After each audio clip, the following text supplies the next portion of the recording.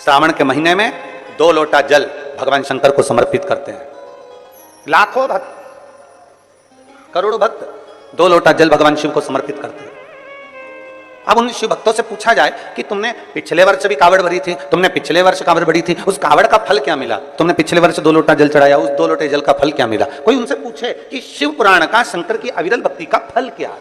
यदि भूलवश भी अगर कोई व्यक्ति मंदिर में बेलपत्र चढ़ा हुआ है और बेलपत्र उसने एकत्रित कर लिया मंदिर के अंदर ही, और मंदिर में बेलपत्र एकत्रित कर कर धागा लिया, और उस कच्चे धागे में, उस कच्चे धागे के अंदर अगर उस बेलपत्र की डंडी को पीछे से उसने एक एक साधारण सी गांठ लगाकर उस बेलपत्र की माला को सिद्ध कर लिया, हल्की सी कच्चे सूत की गांठ लगाते लगाते मंदिर की चढ़ी हुई बेलपत्र को, शंकर पर चढ़ी हुई बेलपत्र को, शंकर की चढ़ी हुई बेलपत्र को ही उसने गांठ लगाकर जब माला सिद्ध कर ली, और सिद्ध कर कर अगर वही माला भगवान शंकर को अर्पित कर देती है, तो कहते हैं कि हमारा फिर पुनर्जन्म होता ही नहीं है। इस संसार सागर से हमारी मुक्ति हो ही जाती है, पुनर्जन्म से हम छूट जाते हैं। जैसे जगत गुरु शंकराचार्य जी कहते हैं, पुनरपि जननम पुनरपि मरणम, उस प्रपंच से छुटकारा। अब कई लोग ऐसे होते हैं कि वो पत्ती में छेद कर देते हैं। नहीं, शिव महापुराण की कथा कहती है, चाहे बेलपत्र हो चाहे तुलसी पत्र हो, चाहे बेलपत्र हो चाहे तुलसी पत्र हो, इन दोनों पत्ती के अंदर सुई को नहीं पिरोना चाहिए। बेलपत्र के अंदर भी सुई को नहीं डाला जाता और तुलसी पत्र के अंदर भी सुई को नहीं डाला जाता, दोनों पत्र में। हाँ, कच्चे धागे से आप उसमें डंडी में गांठ लगाकर भगवान शंकर को माला धारण कर सकते हो, पर कौन सी बेलपत्र? फिर से बोलो जरा जम के, कौन सी बेलपत्र?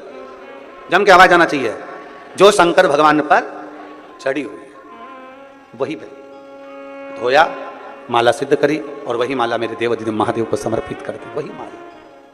नमामि शमीशा निर्वाण रूपम विभुम व्यापकं ब्रह्म वेद स्वरूपम। नमामि शमीशा निर्वाण रूपम विभुम व्यापकं ब्रह्म वेद स्वरूपम।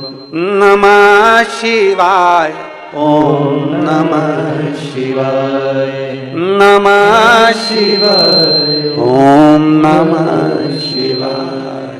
नमामि शमीशा निर्वाण रूपम विभुम व्यापकं ब्रह्म वेद स्वरूपम।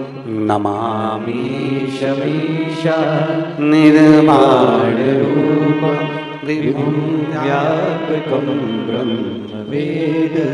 शिव को चढ़ा हुआ पुष्प शंकर को वापिस समर्पित, शंकर का बेलपत्र शंकर को वापिस समर्पित। तेरा तुझको अर्पण, क्या लागे मेरा, मेरा है क्या? अब एक व्यक्ति पत्र लिखा भिलाई में, उसने एक पत्र में बात लिखी कि गुरुजी आप कहते हो शंकर का चढ़ा फूल चढ़ा दो शंकर जी को, शंकर की चढ़ी बेलपत्र चढ़ा दो शंकर जी को, तो ये तो झूठा हो जाता है, ये तो बेकार हो जाता है। हम उस बच्चे से कहना चाहते हैं, अगर वो कथा सुन रहा होगा ऑनलाइन तो उसके चित्तवृत्ति में यह बात होगी। दुर्ग का वो बेटा है, अगर उसने बात कथा सुन रहा होगा तो उसके स्मरण में होगा कि आप कह रहे हो कि बेलपत्र झूठा हो गया, शंकर भगवान को चढ़ा फूल झूठा हो गया और वापिस शंकर भगवान को दे दिया। तो हम पूछे, अच्छा भगवान ने लिया क्या? दूध, वो भी गाय के बछड़े का झूठा है। दूध निकालने वाला एक एक वाला एक एक किसान जानता है, पहले बछड़े को छोड़ा जाता है, दूध जब नीचे आता है तब वो निकालता है। बछड़ा अपना मुंह लगा देता है, झूठा दूध निकाला गया। जल मछली ने झूठा करा है, फूल भौरे ने झूठा करा है। और जब मेरा भोलेनाथ झूठा जल स्वीकार कर सकता है, झूठा फूल स्वीकार कर सकता है, झूठा दूध स्वीकार कर सकता है, तो अपन कौन से सत्यवान है? अपन भी तो झूठे हैं। तो जरा विचार करो कि वो झूठा पुष्प, झूठा दूध, झूठा जल स्वीकार कर सकता है, तो मेरा शंकर अपन जैसे झूठे को भी स्वीकार कर सकता है। वो सरल है, सहज है, आनंद है। जो बहुत भगवान के सामने जब भी जाओ ना, पूरा पूरा अपना अभिमान, पूरा अहंकार, पूरी अभिमत्ता सब बाहर छोड़ दो, सब कुछ बाहर। अपनी अभिमत्ता अपन को लेकर परमात्मा के पास जाना ही नहीं है। निर्मल होकर जाइए, एकदम सहज होकर जाइए। आप ऑफिसर अपनी जगह पर, आप मिनिस्टर अपनी जगह पर, आप आपका पद, आपका धन, आपकी दौलत अपनी जगह पर शिव के सामने सब शून्य है, शंकर के सामने सब शून्य। विचार करिएगा। बच्चा कहता है कि सब ये झूठा, हम कहते हैं झूठा नहीं, भगवान उसको स्वीकार करता है। एक शंकर पर चढ़ी हुई बेलपत्र 5, 7, 8, 15, 20 मिल भी गई और उसकी अपने माला तैयार करके शिव को समर्पित भी कर दी, तो ये श्रेष्ठता है उसमें। राजकन्या इतनी सुंदर थी, उसका एक काम था, बाल्यावस्था से 4 वर्ष की जब राजकन्या थी तब उसने अपने कहीं सखी के, कहीं सहेली से सीख लिया था कि मंदिर में पुष्प पड़ा है, उससे श्रृंगार कर दिया, रंगोली बना दी, वही फूल से भगवान की जलाधारी का श्रृंगार कर दिया, वही पुष्प से शिव का श्रृंगार कर दिया। राजकन्या धीरे धीरे धीरे धीरे बड़ी होती चली गई, कन्या बड़ी हो गई, कन्या बड़ी हो गई, मंदिर में जाती, श्रृंगार करती, भगवान का सेवा करती। पिता को चिंता लग गई कि मैं अपनी कन्या का विवाह किससे करूं, इसको किसको समर्पित करा जाए, किसको दिया जाए। और फिर निवेदन है, राजा जनक जैसी चतुरता लाकर रखना अपनी बुद्धि में। बेटी का विवाह करने से पहले राजा जनक जैसी विद्वत्ता लेकर आओ। राजा जनक ने एक संकल्प किया था, मेरी बेटी का विवाह मैं उसी के साथ करूंगा जो धनुष को उठाएगा, चढ़ाएगा, मैं बेटी उसको ब्याह दूंगा। राजा जनक जी ने ऐसा विचार क्यों किया? क्योंकि राजा जनक की बेटी माता जानकी जी जब 4 वर्ष की थी तब राजा जनक जी ने अपने सेवकों से कहा था, धनुष के नीचे का भाग लीप कराओ, पोंछ कराओ, आज मुझे पूजन करने आना है। सेवक गए, धनुष को 10-10 हजार सेवकों ने उठाया पर धनुष उठा नहीं। सेवक वापिस आ गए, सीता जी खेल रही थी, 4 वर्ष की सीता जी को देखकर कहा, सेवकों ने तुरंत कहा, जानकी जी पिताजी आए तो कह देना हमने धनुष के आसपास का लीप दिया पर धनुष हमसे नहीं उठा, इसलिए उसके नीचे हम गोबर से नहीं लीप पाए। आप कह दोगी ना? सीता जी ने कहा, क्या काका तुमसे धनुष नहीं उठा? चलो मैं उठाती हूं, तुम लीप देना। सीता जी गई, 4 वर्ष की माता जानकी जी ने अपने उल्टे हाथ से धनुष को उठा लिया, सीधे हाथ में गोबर लेकर लीप दिया और धनुष को रख दिया।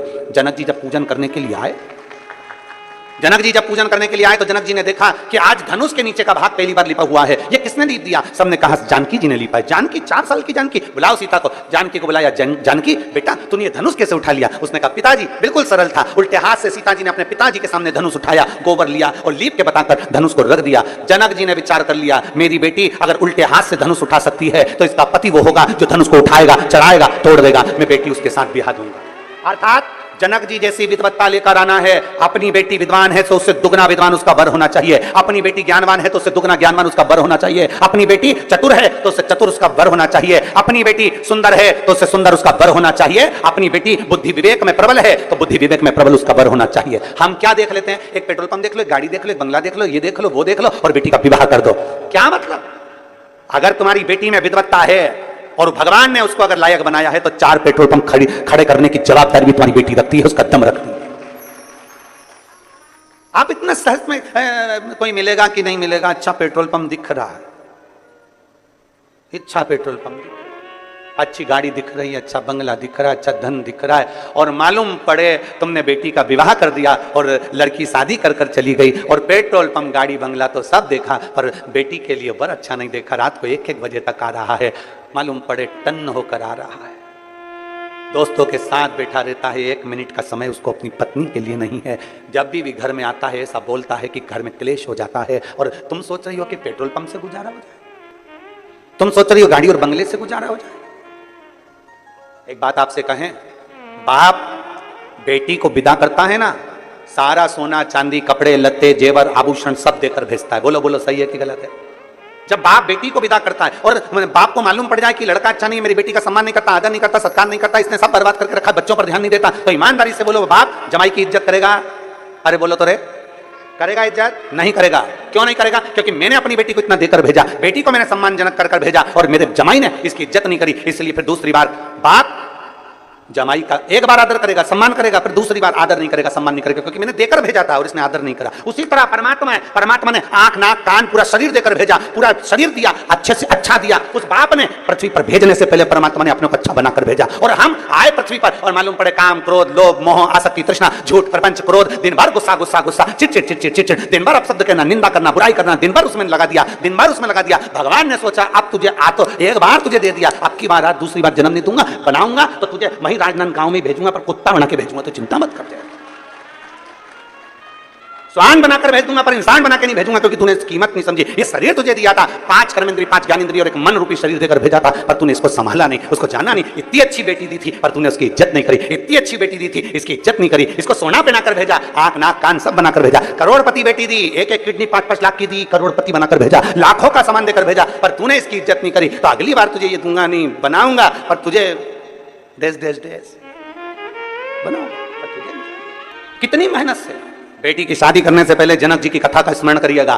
बेटी का विवाह करने से पहले जनक जी की कथा का स्मरण करिएगा कि बेटी समझदार है तो उससे दुगना समझदार उसका बर होना चाहिए। गाड़ी बंगला पेट्रोल पंप जमीन जायदाद नहीं देखना, सबसे पहले देखो कि जिस लड़के के साथ बेटी बिहार है वो लड़का आपकी बेटी की इज्जत करेगा कि नहीं करेगा, आपकी बेटी का सम्मान करेगा कि नहीं करेगा। मालूम पड़े धन तो बहुत है पर क्या करेगा, पेट्रोल पंप की पेट्रोल को खाएगी कि गाड़ी बंगले को मुख में लेगी? नहीं, अपने पति के दो शब्द प्रेम के मिल जाएं, आदर के शब्द मिल जाएं, बस बहुत है। जब दुख की घड़ी आए, जब कहीं बेटी को घर में ताने मिल रहे हो और जगह पर उसका पति एक बार साथ में खड़ा हो जाए तो बेटी की भी छाती को लगता है कि मेरे साथ कोई है खड़ा होने वाला, कोई है मेरा साथ देने वाला। मालूम पड़े वो तो दोस्त के साथ बेटा है। और बड़ी वो कहते हैं सोने की चेन अगर गले में पड़ी हुई है या सोने का मंगलसूत्र पड़ा हुआ है तो उसको देखकर चोर तुम्हारे करीब में आता है। और मान लो सोने की चेन है ही नहीं, सोने का मंगलसूत्र है ही नहीं, रुद्राक्ष धारण कर रखा है या तुलसी की माला पहन रखी है, चोर आएगा बाजू में, उसको मालूम है 5 रुपए की तो बाजार में मिल जाती है, 10 रुपए की तो बाजार में मिल जाती है। जब कोई व्यक्ति मरता है तो मरने वाले व्यक्ति के शरीर पे से सारा सोना रात को ही उतार लिया जाता है, संपूर्ण सोना।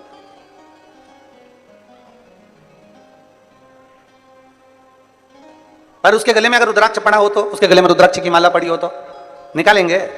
अरे जम के तो बोलो जरा, नहीं निकालेंगे। तुलसी की माला पड़ी है तो कोई निकालेगा? नहीं। क्या कहेंगे? बहू से भी माँ रोते रोते रहने दे, वो माला उनके गले में रहने दे, वो तुलसी की है, वो रुद्राक्ष की है, पड़े रहने दे, वो तुलसी की माला है, वो रुद्राक्ष की माला पड़े रहने। क्यों?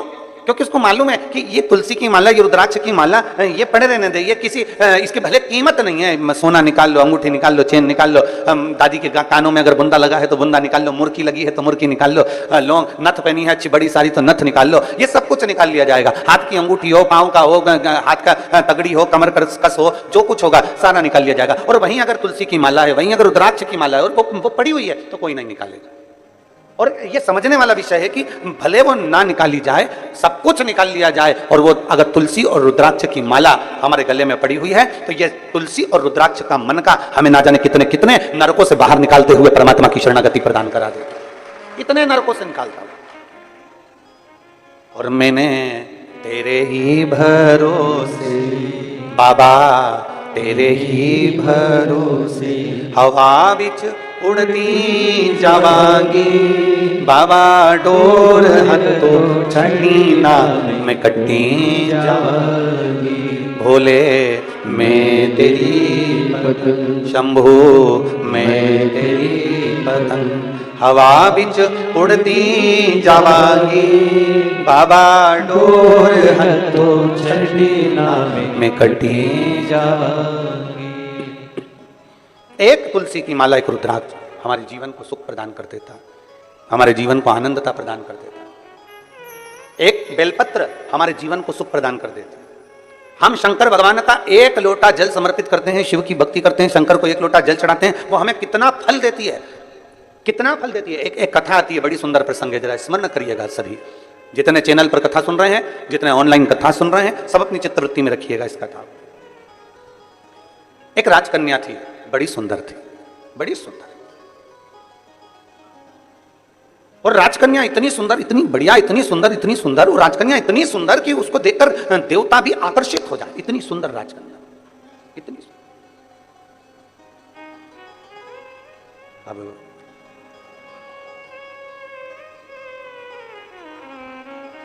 कन्या सुंदर थी, राजा को चिंता लग गई जब कन्या बड़ी हो गई। कन्या बड़ी हुई और चिंता लगी, किसको चिंता नहीं होती। और आज के जमाने में हम तो निवेदन करना चाहेंगे, बेटों की शादी की चिंता करो, बेटियों की शादी की मत करो। क्यों? क्योंकि बेटी इतनी मेहनत कर लेती है, इतनी लगनता से काम कर लेती है कि बेटी के लिए तो ढेरों संबंध आना चालू हो जाते हैं। उसकी लगनता, उसकी मेहनत उसको आगे बढ़ा देती है। और बेटों की चिंता इसलिए करना जरूरी होती है कि पिता अपने बेटे को काम पर लगा देता है, जा दुकान देख ले, जा व्यापार देख ले, जा ये कर ले, जा वो कर ले। करता वो भी है मेहनत, ऐसा नहीं कि मेहनत नहीं करता।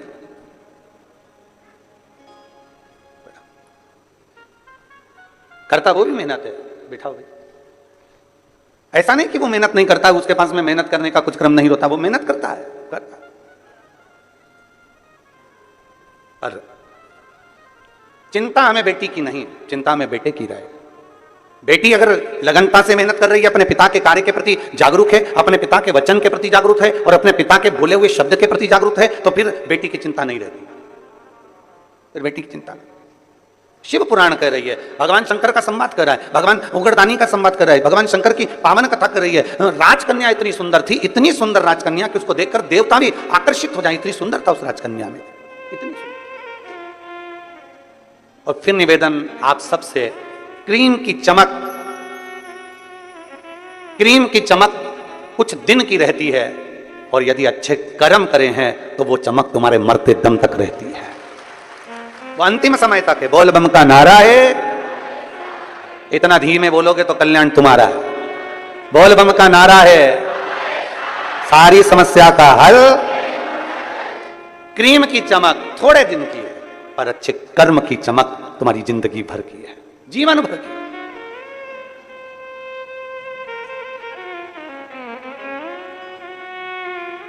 अभी हम कल देख रहे थे कि वो शुक्ला जी हैं आप कल हम देख रहे थे भजन में, आपको धर्मपत्नी का तो नहीं कर रहे, पर आपको हम कह रहे हैं।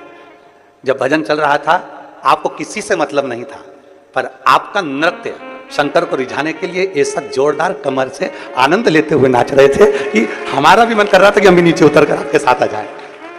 इतनी भोलेपन से, इतनी सहजता से। और अवस्था देखो क्या कितनी होगी, कितने साल की हो,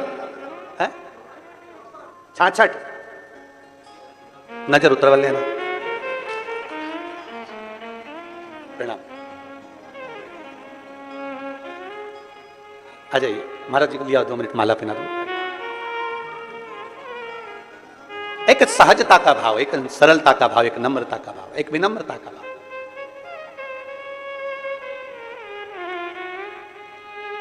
और जब अपने भीतर की सरलता होती है ना, अपने भीतर का जब भोलापन होता है, अपने भीतर की जब सहजता होती है ना, तो शिव पुराण कहती है शंकर भगवान को जितना जल प्रिय नहीं, जितना दूध प्रिय नहीं, जितना पंचामृत प्रिय नहीं, जितना सामग्री बेलपत्र प्रिय नहीं, जितनी कोई वस्तु प्रिय नहीं, शिव जी कहते हैं मुझे सबसे ज्यादा व्यक्ति का भोलापन प्रिय है। शंकर को सहजता प्रिय।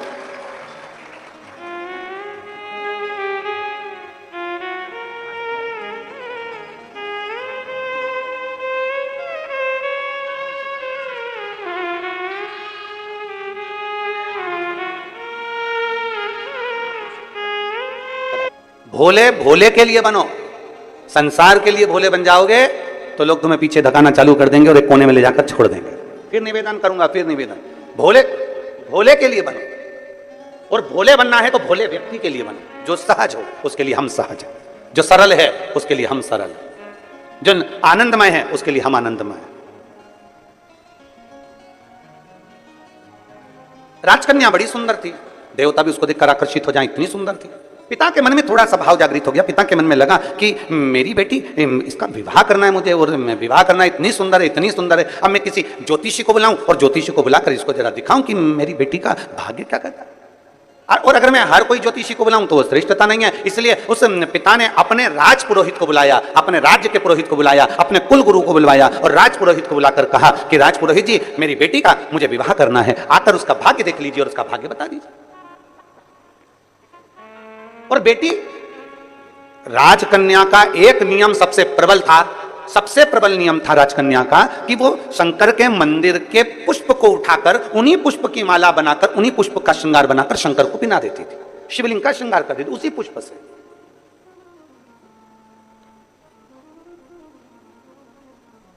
जैसे कि कोई गरीब बड़ा है, कोई साधारण है और उसके पास में खेत के अंदर खाद डालने का पैसा नहीं है, उसके पास में खेत में दवाई डालने का पैसा नहीं है, खाद डालने का पैसा नहीं है, तो वो चतुर व्यक्ति क्या करता है कि वो ऊंट वाले से कहता है, भेड़ वाले से कहता है, भैया तुम एक काम करो, ये भेड़ों को हमारे खेत में ठहरा, इन भेड़ों को हमारे खेत में इनको बिठा दो। यदि आप इन भेड़ों को हमारे खेत में बिठा दोगे, इन भेड़ों को हमारे खेत में अगर विराजमान कर दोगे, बिठा दोगे, इन भेड़ों को आप हमारे खेत में बिठा दीजिए। इन भेड़ों को आप हमारे खेत में थोड़ा रात्रि भर के लिए बिठा दो। उसको मालूम है कि मेरे पास में गला पकड़ रहा है, उसको मालूम है कि ये मेरे पास में ना तो मेरे पास में खाद का पैसा है, ना मेरे पास में दवाई का पैसा है, ना मेरे पास में कुछ खेत में डालने का कोई पैसा मेरे पास में नहीं। मैं साधारण किसान हूं, मैं गरीब बड़ा किसान हूं, मेरे पास में ये सब चीजें नहीं है, मेरे पास में ये कुछ भी है ही नहीं। अब उसने ऊंट वाले से कहा कि भैया इसको तुम मेरे खेत में बिठा दो। क्या होगा उसको बिठाने से? अगर भेड़ खेत में बैठ जाएगी तो उसके होगा क्या? किसान को मालूम है कि एक बार भेड़ अगर इतनी सारी संख्या में खेत के अंदर घूम लेती है, बैठ जाती है, और जब वो कहीं ना कहीं किसी ना किसी रूप में अपने मल का त्याग करती है, तो उसकी जो खाद होती है वो 1 वर्ष के लिए नहीं, कम से कम 5 वर्ष के लिए खेत में एक अच्छी फसल का कार्य कर देती है, एक अच्छी खाद का कार्य कर देती है और अच्छी एक दवाई का कार्य कर देती है। किसान को मालूम है कि मेरे पास में इतना धन नहीं है, किसान को मालूम है कि मेरे पास में इतना पैसा नहीं है। उसने एक ही काम करा कि इन भेड़ों को मेरे खेत में बिठा दो। वो बैठ जाएगी ना तो बस उतने में मेरा काम हो जाएगा और मेरा 5 साल तक अच्छा चल जाएगा, केवल बैठने से। और यही शिव महापुराण की कथा कर रही है कि आपको मालूम है कि हमारे पास में धन नहीं, दौलत नहीं, संपदा नहीं, वैभव नहीं, सत्ता नहीं, हमारे पास में कुछ भी नहीं है। मान लो हमारे पास कुछ है ही नहीं। शिव महापुराण की कथा में वेदव्यास जी कहते हैं तो एक काम करो, जैसे किसान भेड़ को अपने खेत में बिठा लेता है तो 5 साल तक उसे खाद डालने की जरूरत नहीं पड़ती, 5 साल तक उसे दवाई देने की जरूरत नहीं पड़ती, खेत में फसल अच्छी होती है। उसी तरह जो एक बार शिव महापुराण की कथा में जाकर बैठ जाता है, उसके 5 साल तक उसको सोचना नहीं पड़ता, उसके जीवन का एक आनंद अपने आप उसकी अग्रणता में आता चले जाता है।